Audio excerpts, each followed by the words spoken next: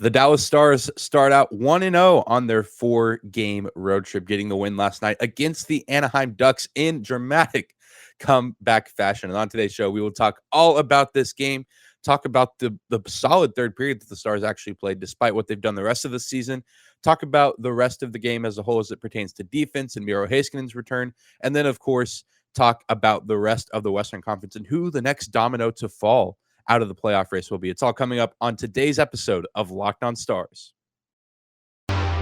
Your Locked On Stars, your daily podcast on the Dallas Stars. Part of the Locked On Podcast Network. Your team every day.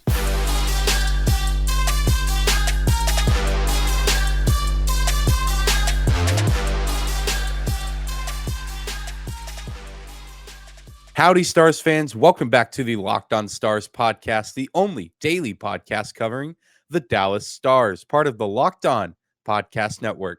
Your team every day. I'm your host, Dane Lewis, your local expert on all things Dallas Stars hockey, credentialed member of the Stars Media, coming to you on this Wednesday, March 30th, the end of the month of March. And whether this is your first time here or you are a recurring listener, thank you for stopping by and making Locked On Stars your first listen of the day. Remember, we are free and available no matter where you listen or how you listen, whether that's on YouTube or your favorite podcasting platform. Be sure to hit that subscribe button on YouTube, getting very, very close to 200 subs, which is awesome. All credit to you guys for making that happen. You guys are the best, and I truly do love making this content for you guys. But let's get right into it. Speaking of content, because we have a stacked show today in terms of what happened last night in Southern California against the Ducks. And really the key to this game, I mean, the Stars come out with the dramatic 3-2 win, another comeback win, and so much of it has to be credited to the near perfect third period that they played. They played okay in the first, and they had some rough stretches in the second, obviously giving up those 2 goals. But then everything finally seemed to click and come together for this Stars team in this game in the third period. And obviously a big part of that is scoring 2 unanswered goals to tie the game and then eventually take the lead. And it's the usual suspects from the past several games that we've seen. Roope Hintz scored his 29th goal of the season. He is certainly a shoo-in to be a 30-goal scorer this season with how many games remain on the schedule and how hot he is right now offensively. And then Jason Robertson actually gets his 30th assist of the season on that Roope Hintz goal. So big milestone for Jason Robertson there with 30 assists.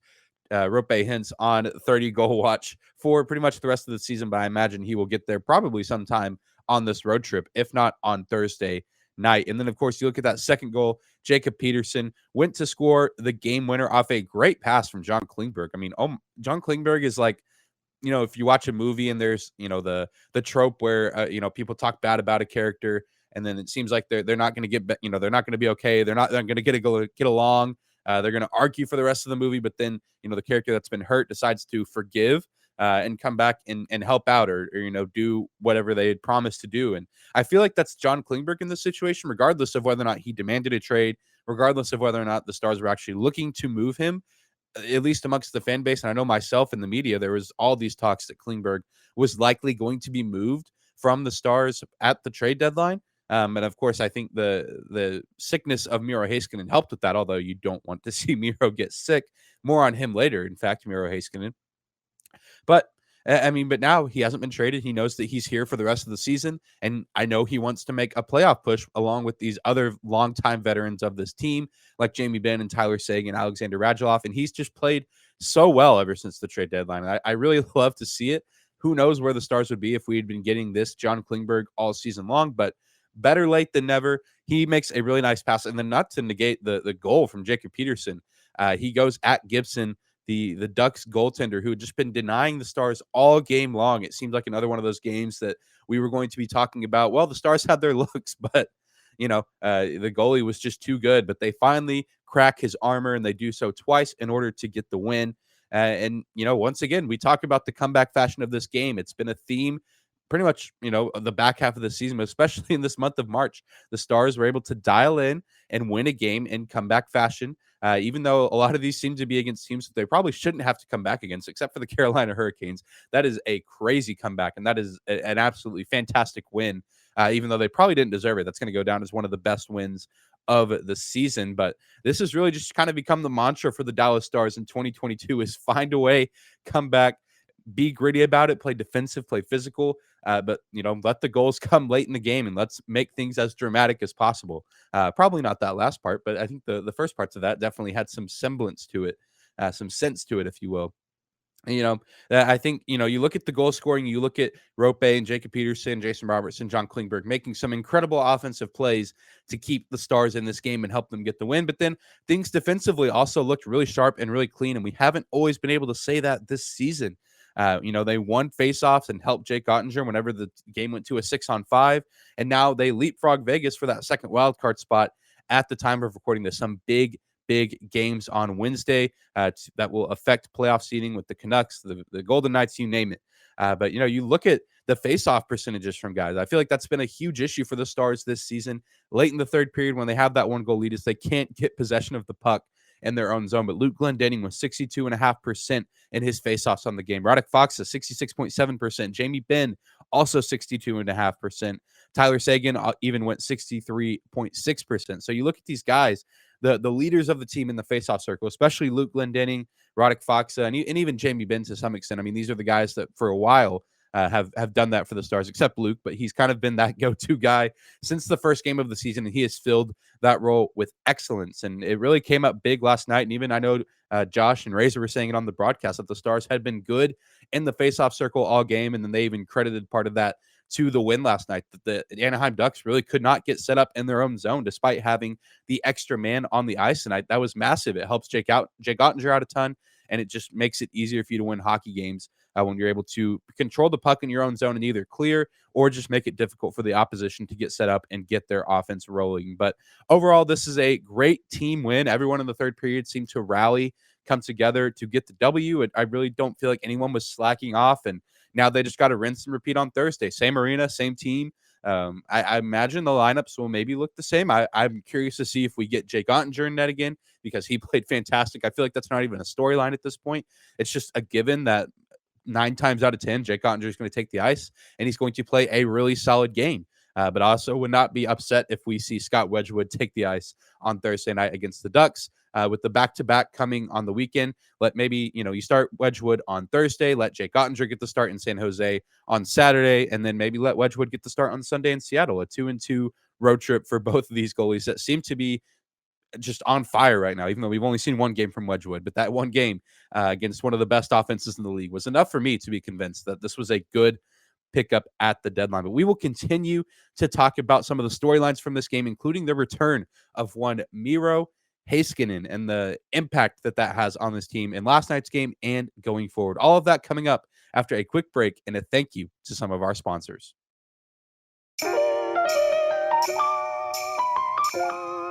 Today's episode of Locked On Stars is brought to you by Built Bar. All Built Bars are covered in 100% real chocolate.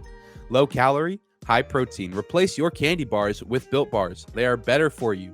A typical candy bar can be anywhere from 200 to 300 calories, while most Built Bars contain 130 calories, only 4 grams of sugar, 4 net carbs, and 17 grams of protein.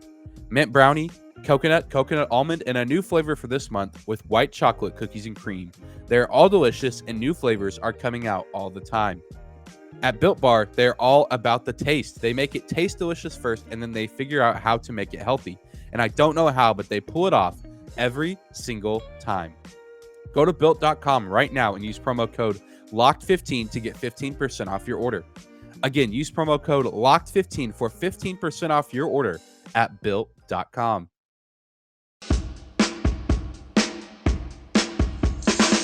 Getting right back into this Wednesday episode of Locked On Stars. Your host, Dane Lewis here at Dane_Lewis on Twitter. You can also find our show on Twitter at Locked On Stars. Be sure to give us a follow at those spots if you do not do so already. But let's talk about the return of the Miro Heiskanen to the lineup last night. He played just 4 seconds shy of 20 minutes of total time on ice, which is pretty good for his first game back. And I knew that he was going to be back relatively soon, but I did not expect it to be that quick in last night's game against the Ducks. But that is A-okay with me.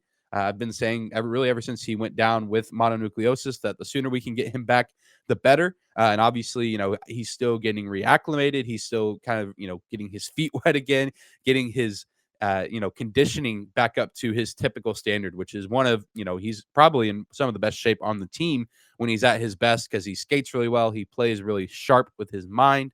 And so, yeah, he wasn't really a liability last night. He didn't really do that much on the stat sheet.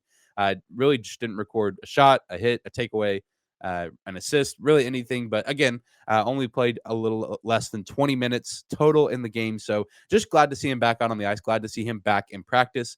I can imagine that, his presence probably gave a spark to the locker room, just having him around again.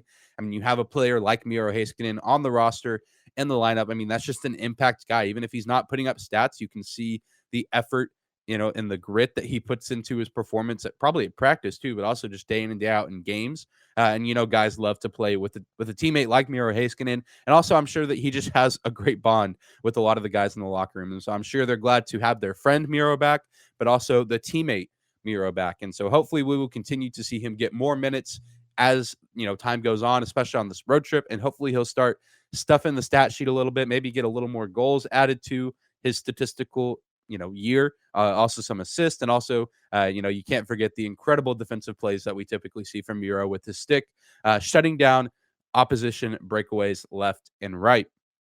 But I think we talk about Jake Ottinger getting confidence from his teammates last night by winning faceoffs and clearing the defensive zone. I think that also the return of Miro Heiskanen also has to have Jake Ottinger feeling pretty dang good.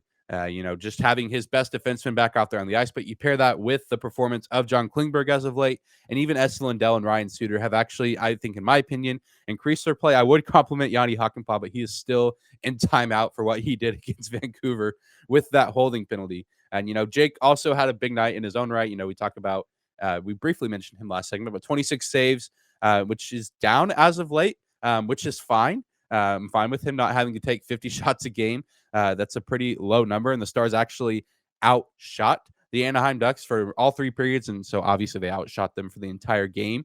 But I think that also can be attributed to Dallas having a full D-man core again. Even if Miro Heiskanen isn't stuffing the stat sheet, he's still making plays that aren't going to be counted, in stats or, something that you're going to see on a highlight reel. You probably could make a highlight reel of plays that Miro Heiskanen makes that probably affect the outcome of a game or, prevent the opposition from scoring. So has to give a lot of confidence to Jake Ottinger and John Klingberg, Esa Lindell, Ryan Suter, Joel Hanley, you name it. And it's, just this whole story just has me thinking, two of the guys I just mentioned, Miro Heiskanen and Jake Ottinger, some of the younger guys on this team, some of the guys that are the future of this team. And, we get caught up in the hustle and the bustle of the playoff mix. But, you really just have to think the Stars are still in a good spot, regardless of what happens this season. I know that they're still kind of in this weird space of, okay, we have some veterans on the team that are kind of on their way out, some guys that aren't quite what they once were.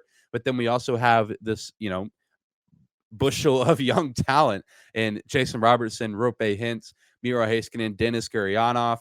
But then you even look lower than that. You look at some of the more recent draft picks for the Stars. You got Maverick Bourque, who has been a promising prospect, played some with the team in the preseason. You got Wyatt Johnston, Logan Stankoven, who are both dominating their respective leagues right now, not even in the NHL or at the AHL level yet, but still making incredible impact, showing why they were drafted by the Stars in the first place. And so you look and it might be easy to think that this is the last year for the Stars to be relevant, and I don't necessarily think that's the case, at least for for the recent time being, for the recent years to come. I mean, I think they still have a good shot at making some noise in the playoffs if they get there. But I mean, in all reality, the odds of them making it to the Stanley Cup through this Western Conference and then having to beat whoever they face, which is likely the Florida Panthers or the Tampa Bay Lightning or the Pittsburgh Penguins, it just doesn't seem very likely. If it does happen, great. I would love to be wrong about that.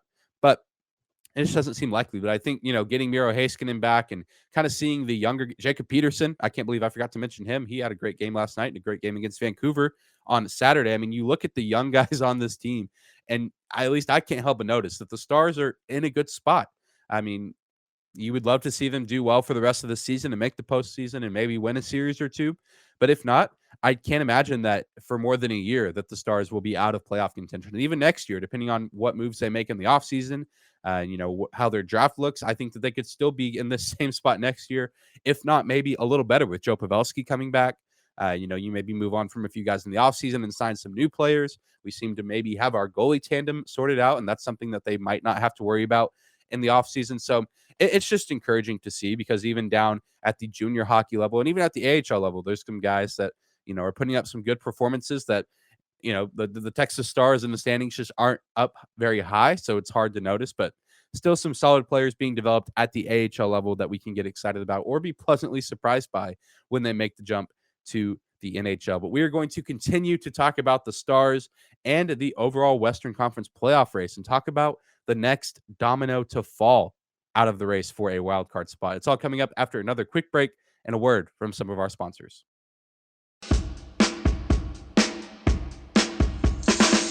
And closing out today's episode of Locked On Stars, your first listen of the day. The Western Conference continues to be dramatic, folks. This wild card race still being shaken up even at this point in the season, as now the St. Louis Blues have dropped from a top 3 spot in the Central to the top wild card spot. Only a small handful of points ahead of the Dallas Stars. I believe they have 81 and the Stars have 77. It would bring me so much joy to see the Stars, one, pass the Blues, but then if the Blues wanted to be a team that falls out of the playoffs, you won't hear me complain. I pray daily on the downfall of the St. Louis Blues. So that's a fun storyline to follow, even though it feels like we're just seeing a new Central Division team inserted into that top wildcard spot every week. Welcome, St. Louis, to the basement dwellers. Even though we're not basement dwellers, we have a shot at the playoffs, so I shouldn't even be talking negatively like that. But overall, across the NHL, we're finally starting to see teams get eliminated from playoff contention, whether it's the Coyotes, the Canadiens, the Flyers. I believe those are the only 3 teams as of right now officially mathematically eliminated from the NHL playoffs. But there's still some teams that, that have dropped off that aren't officially eliminated, but just the point separation is too big. And then they shipped off a lot of guys at the trade deadline, like San Jose and Anaheim. But then you have teams like Vegas, Winnipeg, Vancouver, who are still in the race, still very much alive for this wild card spot, or even the first wild card spot, depending on how things shape out. But it just has me thinking, who is going to be the next domino to fall? Because I mentioned Anaheim and San Jose. They were in this race a week ago, 2 weeks ago. They were teams that we were concerned about. And whenever I make those daily, cheering guides for Stars fans to look at, they were there. And now I'm not really featuring them as prominently unless they're playing Dallas, just because they're not as much of a threat. I mean, 2 points for them right now. Okay, yeah, you go from being down 10 points in the standings to 8. Still a substantial difference. And so it's like a battle royale to some degree. Squid Game, Fortnite, whatever, the Hunger Games, whatever you want to call it. We're looking for the next peg to fall. Like, which team is going to finally slip out of this race and kind of, crack under the pressure, I guess, if you will. And, I know JD Hernandez, host of Locked On Ducks, said on Tuesday that he doesn't think the Canucks are ready for the playoffs. He doesn't think that they can make it, or, that they will make it. I just don't know if I'm totally sold on that idea. The Canucks still very much scare me. I know that they're now, just with how some of the games recently have shaped out, a few points behind the Stars. They're not quite as close to on their tail as they were after they beat them on Saturday. But I mean, maybe it's just because the Canucks have the Stars number this season. They look really good against the Stars in this 21-22 year. I don't know. They definitely have some good talent. I do agree that once they make the playoffs, that I don't think they'll be quite prepared for it, just because they don't have the veteran leadership like a team like Vegas has, or even Winnipeg or Dallas. So I feel like they're probably the next one to fall. Winnipeg is also just such a toss-up. There are games where they look like they're finally going to fall out of the race, but then they'll come back and they'll beat a really good team by 2 or 3 goals. And so they just refuse to die as well. Then I think Vegas has I don't know. Vegas is so weird because they have all this potential on their team, but injuries and then just falling short of expectations. It's truly a weird storyline, but I overall predict, I think Winnipeg will be the next team to kind of fall out of the race, and then Vancouver. And I think Vegas will probably be Vegas and Dallas, I think, will be the last men standing for that second wild card spot. But if the Stars are able to, pop off on this road trip, they can really, distance themselves from the rest of these teams. And then we don't have to worry about it. And it can just be those other teams competing to hopefully even try to get into that second wild card spot. and we can just forget about them as Stars fans. And that would honestly be ideal for me, healthy for my mental health and well-being, knowing that the Stars can make the postseason just to get matched up against the Colorado Avalanche in the first round, which Stars have beaten the Avalanche 2 times out of 3 this season. However, they have not beaten the new look Avalanche with all their acquisitions at the deadline. So would absolutely be an intriguing matchup. But that's the NHL.